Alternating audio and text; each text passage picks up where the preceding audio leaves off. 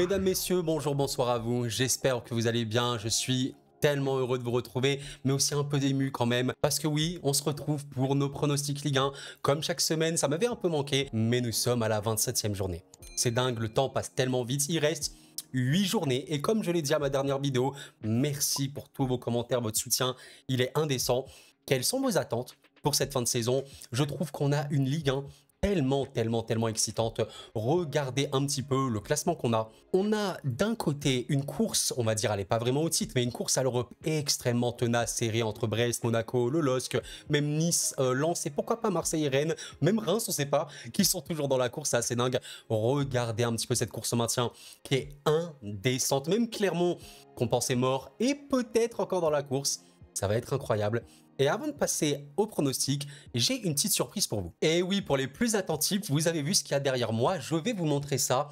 Un cadre football. Regardez un petit peu, un cadre personnalisé, là où j'ai marqué Coro, maillot du PSG. Et vraiment, je suis très heureux d'annoncer le tout premier partenariat, la première collaboration avec Cadre Perso. Donc c'est quelqu'un, voilà, avec qui j'ai pu parler longtemps, très professionnel, très sympathique, qui a créé son entreprise, voilà, de manière totalement seule et qui fait des cadres exceptionnels. Vous pouvez directement aller sur son site dans la description et en commentaire de la vidéo. Et j'ai également un code promo à vous donner si jamais vous êtes intéressé. J'ai eu aucun mal à accepter son offre, sincèrement. Si vous voulez vous faire plaisir, si vous voulez offrir à quelqu'un, à un ami, je sais pas, quelqu'un de la famille, à votre enfant, vous pouvez, vous avez plein de maillots de n'importe quel championnat. Voilà, vous allez dans le football français, vous avez du PSG, du Lyon, du Marseille, du Lens. Et sachez un truc, même s'il n'y a pas votre club, imaginez vous supportez Clermont, le Havre ou quoi, et ben vous pouvez lui demander. Vous pouvez lui demander, est-ce que tu peux faire un maillot de Clermont, du Havre, de cette saison, ce joueur-là et tout.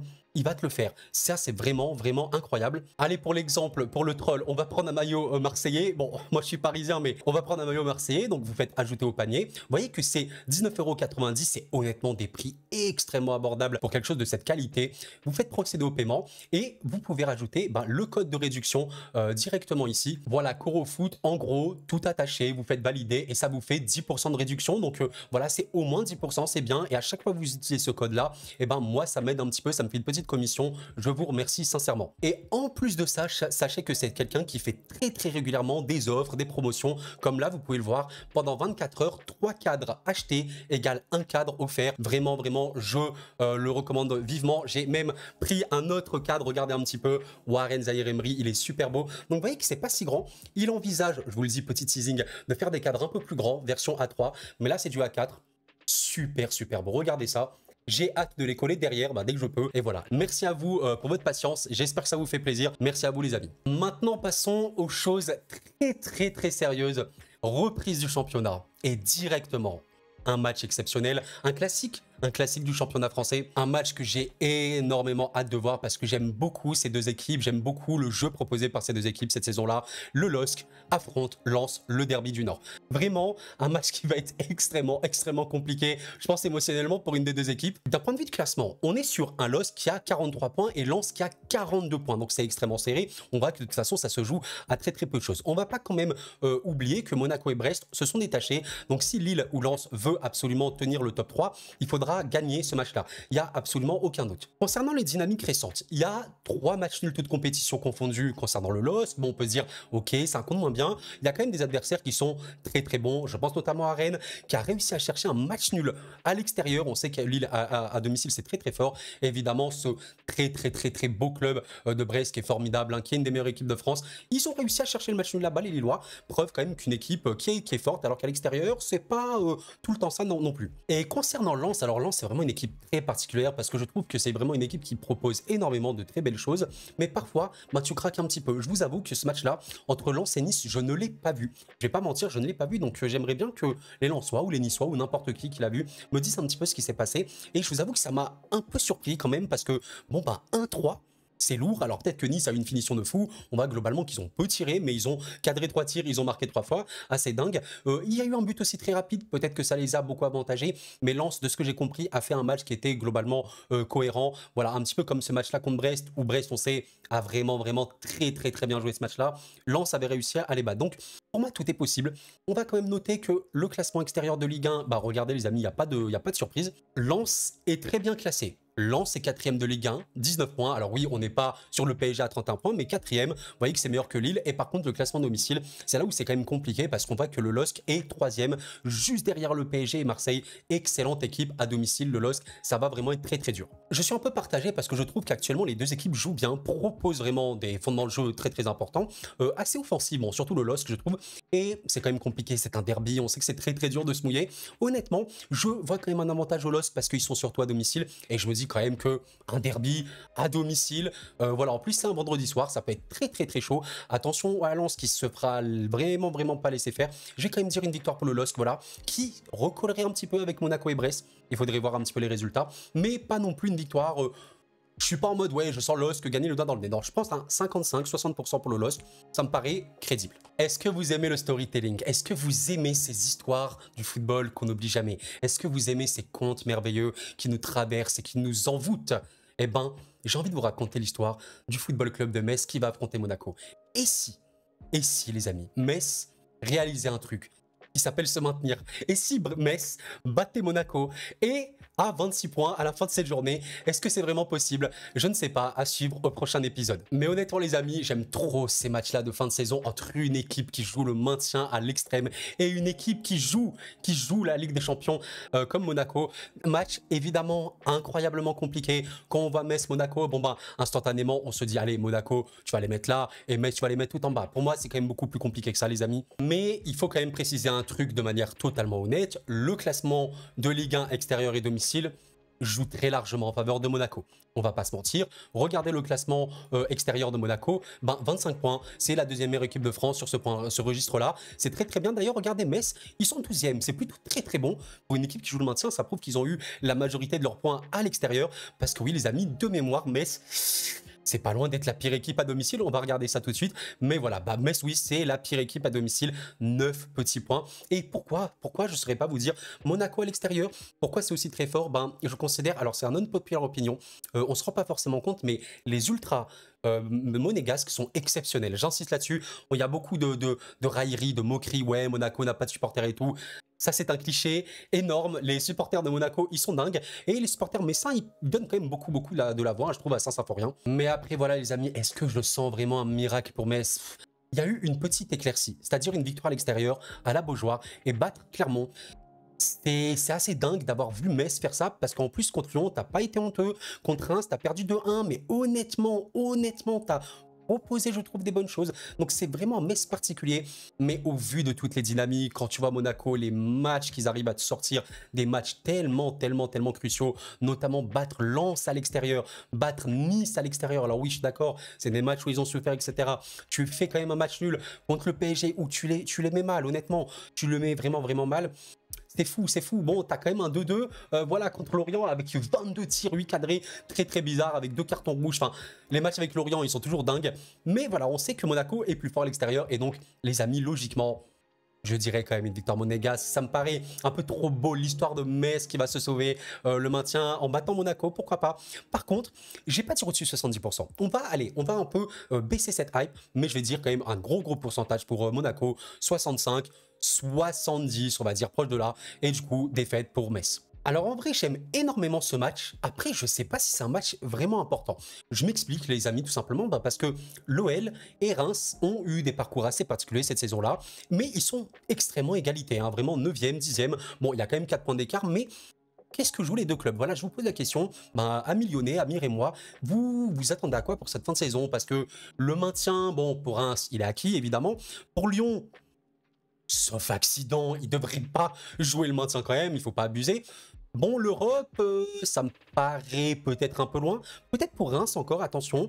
38 points, 43 points, la Nice, bon, ok, mais voilà, c'est un match moi que j'aime bien parce que c'est deux équipes qui proposent beaucoup, je trouve, ces derniers temps. En plus, Lyon est évidemment beaucoup mieux depuis cette année 2024. Moi, j'ai quand même un grand regret au niveau de Reims parce que c'est une équipe qui a vraiment connu un début de saison formidable, qui était dans le top 5, même dans le top 4, qui a connu des résultats beaucoup trop tronqués en dents de scie. Tu peux faire des très beaux matchs contre le PSG notamment et après te prendre des 2-0 contre Lorient. Tu peux, voilà, perdre à domicile pas mal de points. C'est très dommage et pourtant, voilà, cette équipe est capable de très belles choses. Je considère qu'il y a beaucoup de qualité. Voilà, Diakité, j'ai trouvé vraiment très bon contre le PSG notamment. notamment. Beaucoup de joueurs offensifs, je trouve. Hein. Vraiment une qualité offensive à Reims qui est bonne.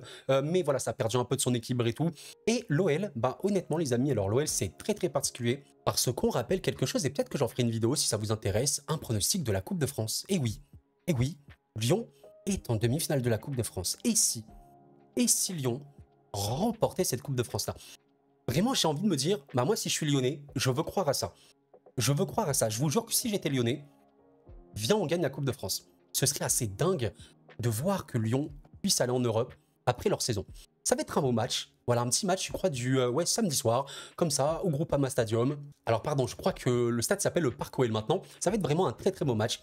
Et honnêtement, je vois une victoire pour Lyon.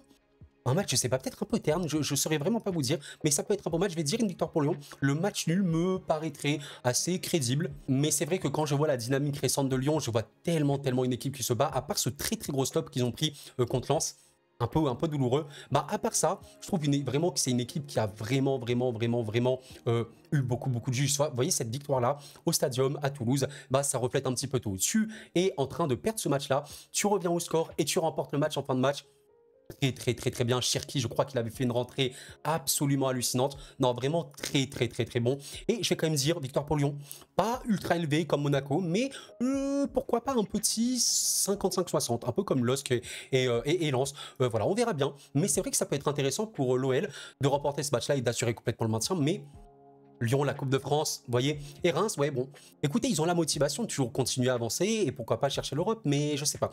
Je pense quand même que Lyon va gagner. Le petit cours de géographie avec Coro. Bah, j'étais en train de voir un petit peu combien de kilomètres séparent Lorient et Brest. Il y en a 134 apparemment en voiture. Et donc, ma conclusion, c'est que ce Lorient-Brest est un derby. Un bon derby de Bretagne. Alors, c'est quoi l'accent breton? Vraiment, dites-moi. J'allais faire l'accent du Sud, mais qu'est-ce que c'est que ce délire? Quel est l'accent breton? Je ne sais pas. Mais par contre, ce match, il a une histoire à raconter. C'est trop drôle. Personne au monde, à part Lorient et Brest, a pensé que ce match-là allait être ultra crucial en début de saison.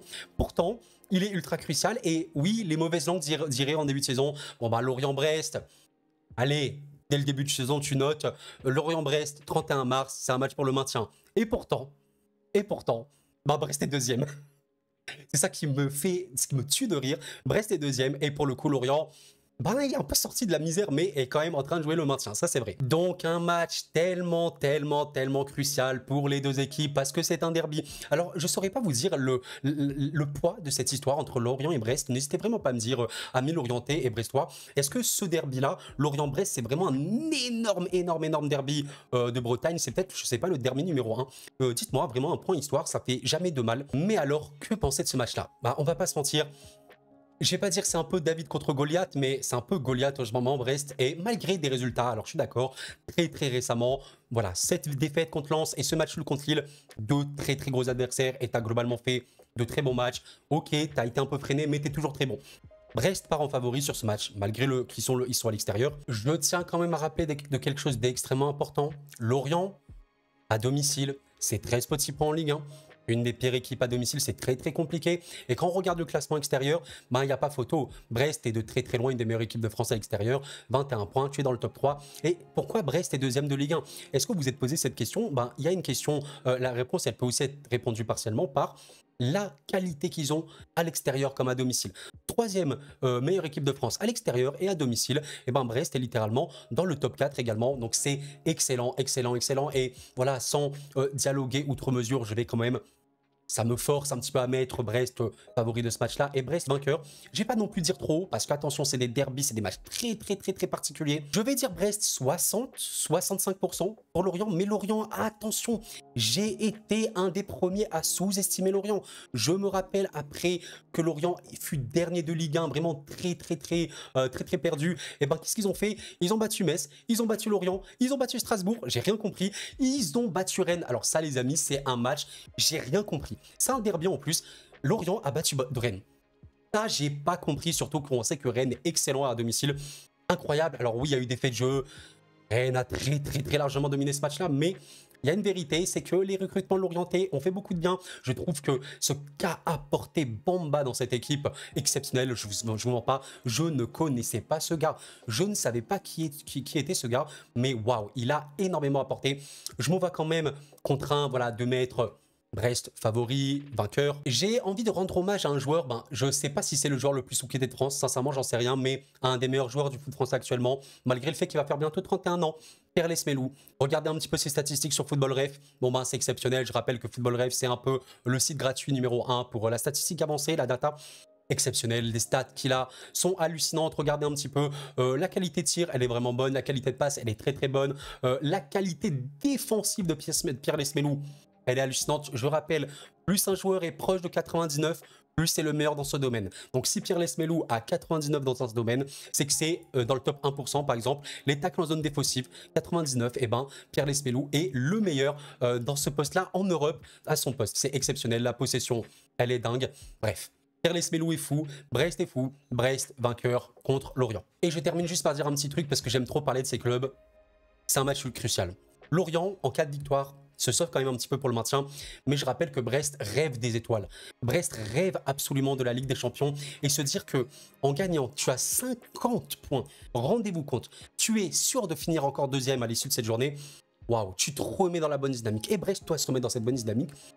Lorient aura des occasions pour revenir et on verra bien, mais vous l'avez compris, Brest vainqueur. Nice-Nantes, vraiment, encore une fois, un match ultra important pour ces deux clubs. Nantes qui joue le maintien et Nice qui joue l'Europe. Nice qui, tellement dommage, était, de l'ordre des 4 premiers mois, une des meilleures équipes de France.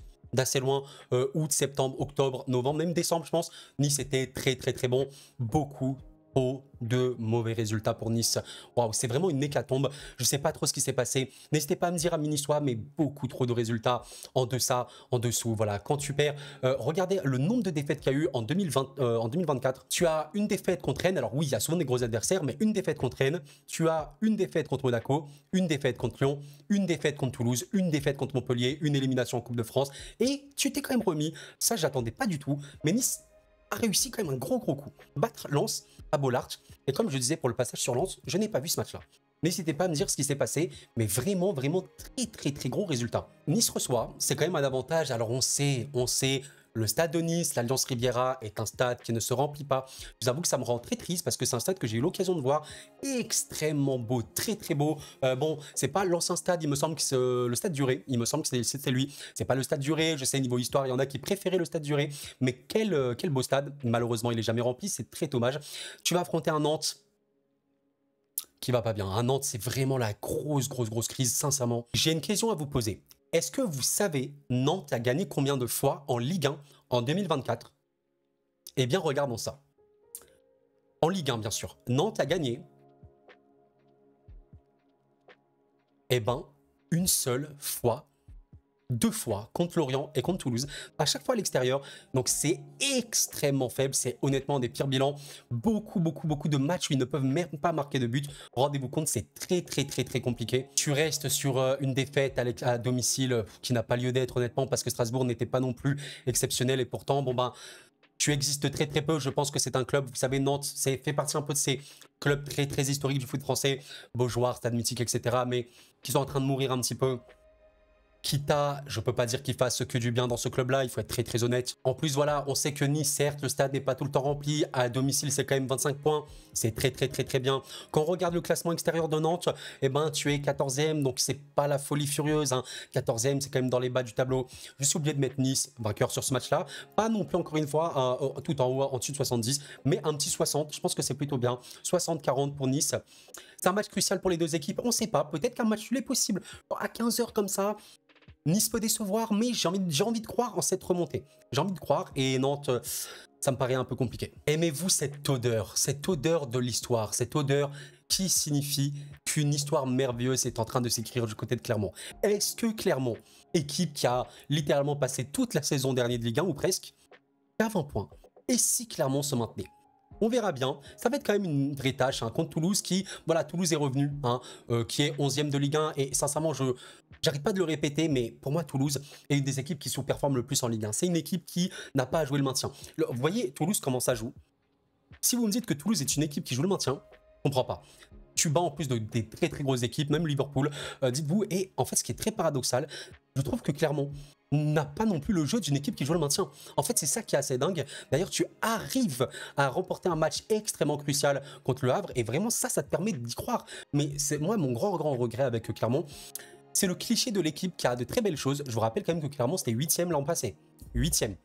Comment tu es passé de 8e à dernier? T'as pas perdu non plus des millions de joueurs, quand même. Mais qu'est-ce qui s'est passé?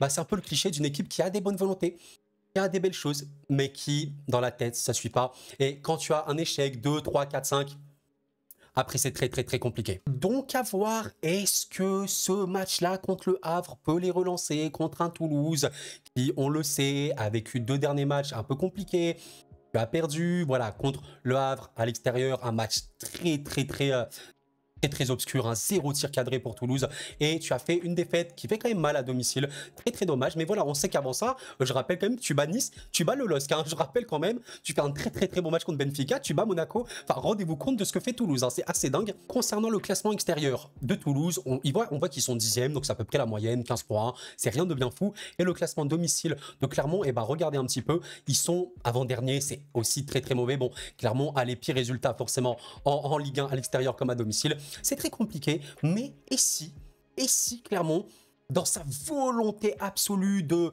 se maintenir, et si Clermont arrivait à choper des points? On rappelle que Toulouse est 11e, mais voilà, il joue quand même le maintien, attention, on sait jamais, ça peut toujours arriver. Donc Toulouse aura à cœur de gagner des points, surtout à Clermont. Mais vous savez quoi? J'ai toujours pas dit de match nul. Et si j'avais envie de dire un match nul pour ce match-là, un match nul avec peut-être, mais vraiment peut-être un tout petit peu, un avantage Toulouse, parce que Toulouse est quand même beaucoup plus fort que Clermont, je trouve, sur à peu près tous les aspects. Mais pourquoi pas? Et vraiment un tout petit point pour Clermont. Peut-être que ça peut peser très très lourd en fin de saison. Nul pour Clermont-Toulouse. Et pour terminer ce multiplex à 15 h, le Havre affronte Montpellier. Alors deux équipes qui, peut-être qu'on s'attendait en début de saison à voir le Havre quand même jouer le maintien. Ok, mais c'est vrai que Montpellier joue également le maintien. Et d'ailleurs, Montpellier a 1 point de moins que le Havre. Donc c'est un match extrêmement crucial. Et vraiment, vous savez, très très souvent, le match pour le maintien, ça signifie souvent un match nul. C'est vrai que ça, on le voit très très très souvent. Ça arrive surtout en toute fin de saison. Donc c'est vrai que comme ça, on pourrait dire, allez, nul, le Havre, Montpellier, et on se casse pas la tête. Bon, maintenant, si on regarde un peu plus en profondeur, qu'est-ce qu'on a? On a quand même une équipe de Montpellier qui, offensivement parlant, peut être très très forte. Par contre, les amis, c'est pas bon du tout défensivement. Bon, je pense pas qu'on est sur le comme Lorient non plus, mais par contre, vous voyez 40 buts encaissés. Bah regardez, il y a littéralement que Clermont, que Lorient et Nantes, un but de plus, qui a une pire défense, égalité avec Lyon. Voilà, c'est très très dommage. D'ailleurs, Montpellier, vous n'êtes pas sans savoir, le dernier match, c'est une très très grosse claque. Alors oui, contre le PSG, bien sûr. Mais voilà, ça fait très très mal et ils ont pu marquer 2 buts. Hein. Au-delà des buts, ils ont eu une bonne créativité. On sait qu'il y a toujours cette qualité avec Savanier, qui est un peu le maître à jouer de cette équipe. Donc voilà, mais attention quand même à une équipe du Havre qui a montré qu'elle pouvait faire de très très très beaux résultats, surtout à domicile. Et je vous avoue, je voyais le Havre perdant contre Clermont pour une raison très très simple, c'est qu'honnêtement à l'extérieur, les amis, si on s'intéresse au classement extérieur, regardez un petit peu le Havre est dernier de Ligue 1, égalité avec Clermont et Marseille. C'est extrêmement mauvais le Havre à l'extérieur. D'ailleurs, Montpellier est pas franchement ultra bon non plus, 13e, 13 petits points, c'est pas ouf. Par contre, le Havre compense quand même, il faut le dire, il faut rendre à César ce qui est à César. Un classement domicile assez bon, même très bon, pour un club qui vient de monter en Ligue 1. 10e, 17 points, c'est bien. Ok, c'est pas exceptionnel non plus, mais 10 points, c'est ok. Regardez, Monaco est juste au-dessus avec 21 points, donc seulement 4 points d'écart. Et c'est pour ça qu'on pourrait peut-être imaginer une victoire pour le Havre, parce que voilà, on sait que Montpellier, c'est pas flamboyant non plus. On sait pas. En vrai, je suis très très partagé entre la victoire et le match nul. Pour moi, ça joue à quasiment rien. C'est du 55-45 grand max.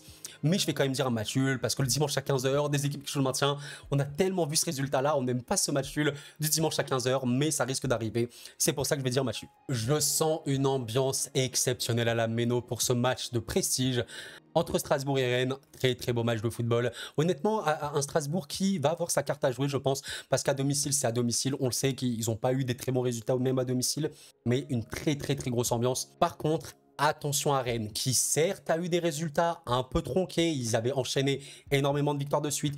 Il y a eu des résultats un peu plus compliqués.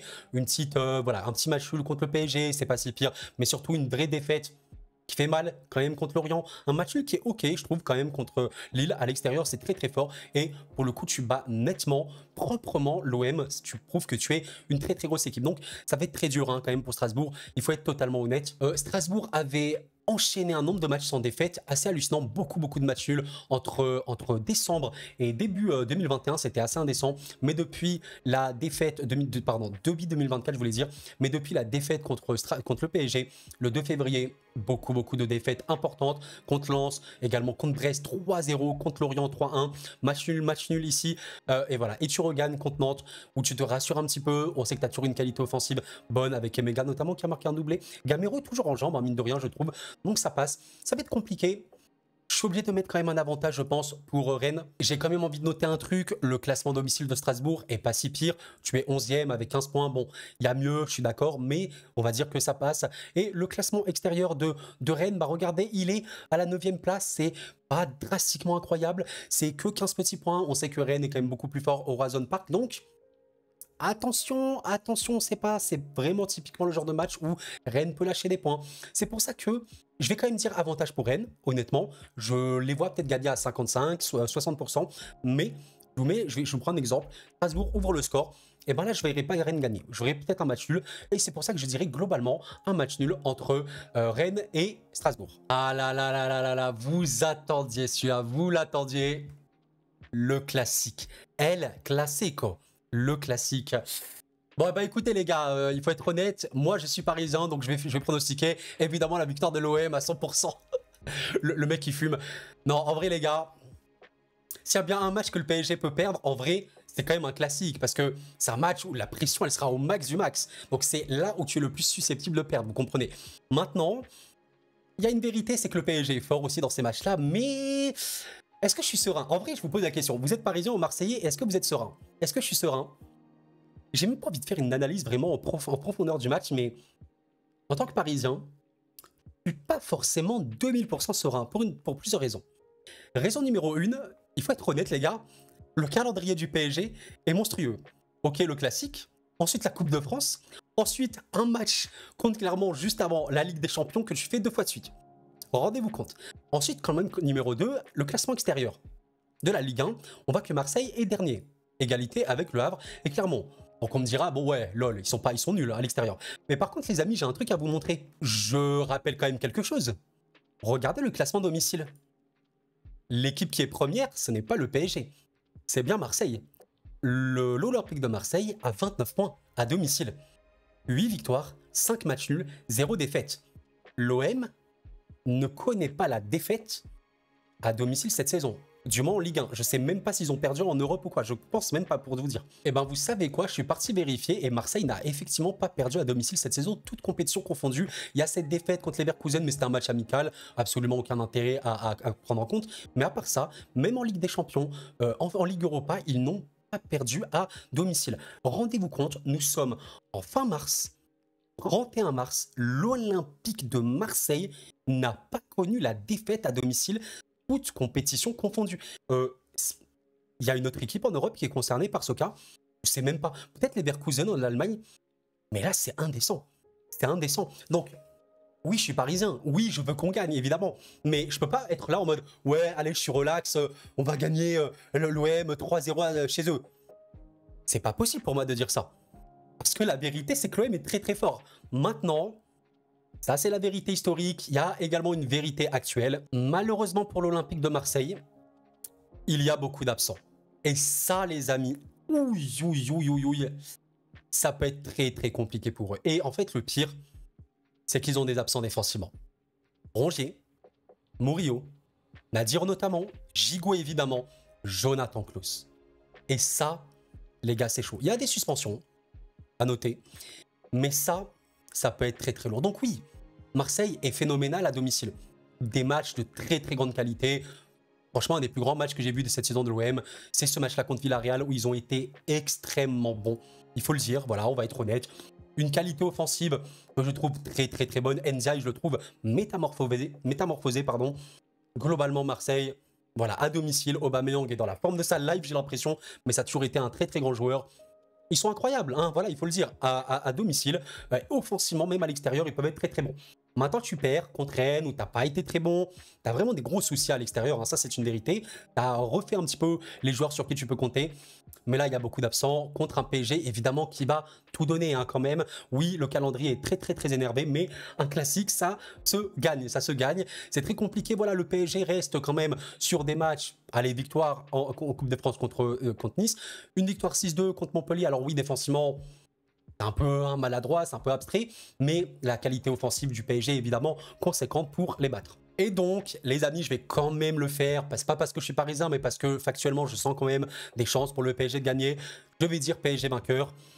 La première défaite de l'OM, toute compétition confondue à domicile, mais pour moi, ça va quand même être très serré. Ne sous-estimons pas le Vélodrome et la puissance du Vélodrome. Même si je suis parisien, il faut être honnête, le Vélodrome, bah, c'est dans le top 3. Il y en a qui disent c'est le top 1 des meilleures ambiances de France, ça s'entend, ça va être phénoménal. Tu peux perdre totalement à l'extérieur. Bien sûr que tu peux perdre. L'OM va tout donner. Hein. À domicile, ils sont très bons. Offensivement, ils sont excellents. Le milieu de terrain, il va t'apporter un très gros rythme. Oui, le PSG a tout, entre guillemets, tout à perdre aussi. C'est une vérité. Voilà, surtout que le PSG à l'extérieur, oui, c'est fort en Ligue 1. En Ligue des Champions, bon, c'est ok. Il y a eu quand même des victoires contre la Real Sociedad, on s'en souvient. Mais voilà, attention. Et là, ça va clairement être une très grosse intensité Ligue des Champions tiers. Hein. Dites-moi ce que vous en pensez. Je pense quand même que les blessures marseillaises vont faire la diff défensivement parlant. Ça va être un match incroyable. Je vous avoue que je commencerai vraiment à avoir peur si l'OM marque le premier but. Si l'OM marque le premier but, aïe, j'ai peur qu'on perde. J'espère vraiment pas qu'on va perdre le classique parce qu'en soi, le PSG est à peu près champion de France. L'OM doit absolument engranger des points pour chercher l'Europe, évidemment. La défaite serait pas si grave pour le PSG, mais on perd pas un classico. On ne perd pas un classico, c'est comme ça. Et voilà les amis pour les pronostics Ligue 1. Tellement heureux de faire ces vidéos comme d'habitude. Pour me soutenir, le like et l'abonnement, vous connaissez, ça m'aide énormément, ça me met en avant. Et bienvenue si vous êtes nouveau, ça me fait, nouveau ou nouvelle bien sûr, ça me fait grandement plaisir. Donnez-moi vos pronostics, donnez-moi un petit peu vos attentes concernant la fin de saison. Le classico, vous voyez quel vainqueur? Ça m'intéresse aussi énormément. Il y a pas mal de derbies, le Lille contre Lens, il y a également Lorient contre Brest, etc. C'est très beau, très belle journée. Que 8 journées, je rappelle, avant la fin, c'est incroyable. Et avant de nous quitter, je rappelle encore une fois, Cadre Perse sponsorise cette vidéo. Merci encore une fois à toi si tu passes par là. N'hésitez pas à passer par le lien en description et en commentaire. Avec le code CoroFoot, vous aurez le droit à directement 10% sur n'importe quel cadre. Évidemment, si vous prenez plusieurs cadres, ça fait une réduction totale. Les amis, merci d'avoir suivi la vidéo. C'était Coro. Prenez soin de vous. Et la paix sur vous.